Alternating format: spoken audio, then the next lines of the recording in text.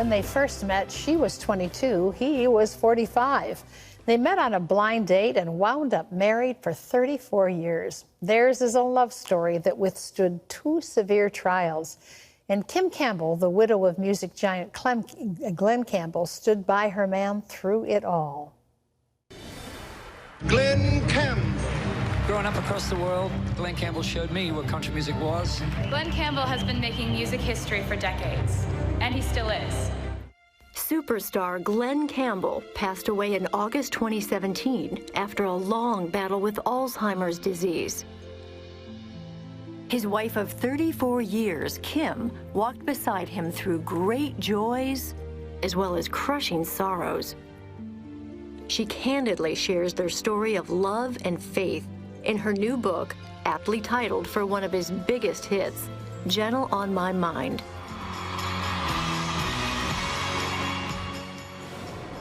Please welcome back to the 700 Club, Kim Campbell. Kim, it's great to have you with us today. Hi, Terry. You were only 22 when you met Glen, and you actually didn't even know an awful lot about his history, but immediately there was an attraction there. To share a little of that. Well, my best friend fixed me up on a blind date. Lynn Wilford was dating Carl Jackson, and it was love at first sight. I mean, he was just bigger than life. He was gorgeous and had this deep, sexy voice, and he burst into the room playing a guitar, playing Rhinestone Cowboy to break the ice, and it was just wonderful. It was like a fairy tale. It wasn't long, though, before you saw the flip side of Glen. What was he like when he drank? Because the alcohol really changed things. It did. When he was sober, he was the most kind and funny and generous person you'd ever want to meet. But when he drank, he slipped into a really dark place. He became belligerent and narcissistic and defensive and accusatory. It was really scary. After the birth of your first child, you had an experience that made you realize that the alcohol could put you in a very dangerous situation. Talk about that. Yes. Well, one night I tried to keep alcohol out of our home, but I had forgotten about some canisters that Glen had gotten from a golf tournament. That were hidden in the linen closet, and Glen got into those canisters and he drank all of it. And I don't know where he got it, but somewhere in the house he got a gun and he pointed at me, and it scared me to death. So I just slipped into the bedroom and locked myself in and got my baby and locked myself into the bathroom, and then just began to pray and pray like I'd never prayed before. I talk about it in the book. It was a terrible experience. But it was a turning point for me, because I decided at that point that I was not going to try to handle this by myself. I was going to get help, and I did. I reached out for help.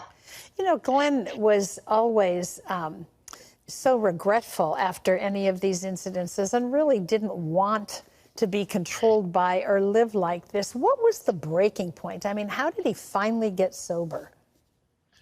Well, as you've heard about all your life about alcoholism, denial is one of the biggest things you fight.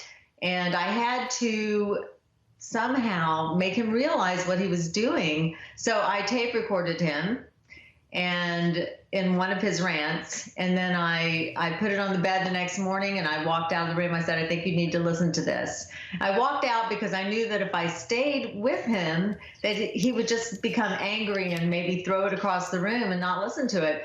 But curiosity got the best of him, and he did listen to it. And he said in his book that it changed his life, that it was a turning point for him, because he started realizing the way he behaved when he was drinking. Well, eventually he got clean, and you at that point thought that the worst was over. And as far as the alcohol was concerned, it was. But the worst wasn't over for having to deal with something as a couple. When did you start noticing that Glen was struggling with memory and things like that? Yes, well, Glenn stopped drinking when our third child was born, our little girl, Ashley, and he was sober for 15 years. And we had such a beautiful, wonderful life together, going to church. We were a strong family of faith. But toward the end of that 15 years, he started repeating himself a lot. He had depression and anxiety, and he became very OCD and very possessive of me. And we just didn't know what was going on. But as time continued, I thought, I really should take him to a neurologist. And that's when we started realizing that something more, a medical condition was really what we were dealing with. And it was Alzheimer's. And even in the throes of all that was becoming, you decided together that he would do a final tour. What was that like? Well, it was an amazing celebration of his life. It was his idea to continue making music and to invite filmmakers to document our tour. He wanted to show the world what it was like to live with Alzheimer's, and I think he really helped a lot of people in doing that. And that's kind of what I hope my book does as well. I hope it helps other families that are dealing with this dreadful disease navigate the journey and try to make the best of it. Yeah, it's a struggle. And you had a long struggle with this with Glenn. I know there's much advice to be given, and your book outlines so much of that, but what's one thing that really stands out in your mind as this really helped me through those years? Well, faith. I couldn't have done it without my faith in God.